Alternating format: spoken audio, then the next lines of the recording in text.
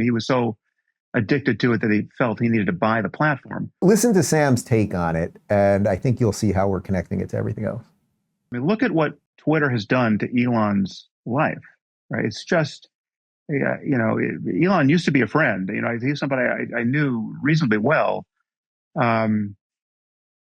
His engagement with Twitter has been catastrophic for him as a person, from my point of view. I mean, it's clearly a compulsion. I mean, he was so addicted to it that he felt he needed to buy the platform. But it is his use of it has been so irresponsible and produced such, forget about the harm he's produced in other people's lives. And nothing I'm saying now it relates to changes he's made to the platform. I mean, that's a separate thing that we can talk about.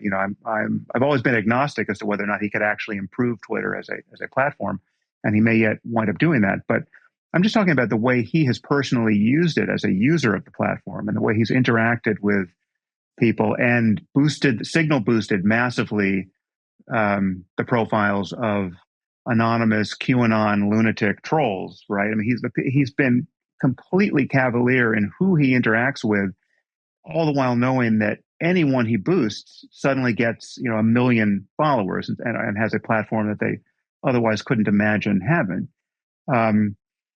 So I look at him and I think, all right, if someone of his talent, who has so many other good things to do with his 24 hours in any given day, is this derailed by this platform? Is using it this compulsively to the obvious degradation of his reputation in most circles that.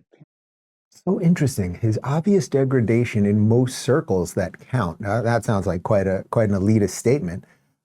My position is obvious. The guy has bought this thing because he has been defending free speech. It's what he spends all day long talking about on the platform and putting up polls on what their policies should be. And should we allow Alex Jones back on or not, et cetera, right? Should we allow Donald Trump back on, et cetera, et cetera. He didn't have to do it. I think it's a pretty dim view to say he bought Twitter because he was addicted to Twitter, like he just bought a little toy. He bought something that is allowing us to see more truth. Now, does that mean that sometimes there might be more mean people on there and more mean trolls, and they're going to say bad things about Dave Rubin and a whole bunch of other people? Of course, but they existed there before.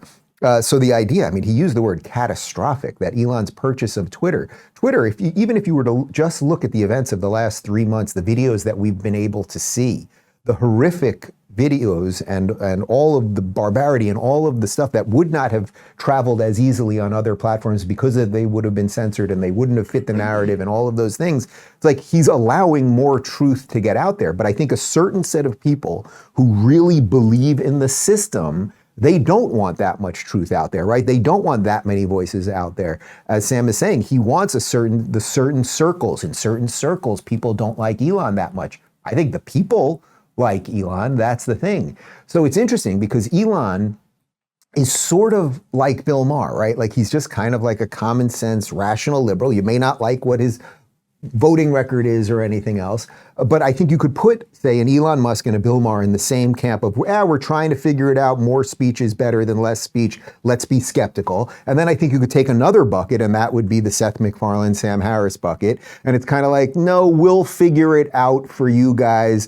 And our corrupt institutions are we won't even call them corrupt, but our institutions are kind of good, even though they're woke, and we're always fighting the woke and everything else. So that seems to be the divide.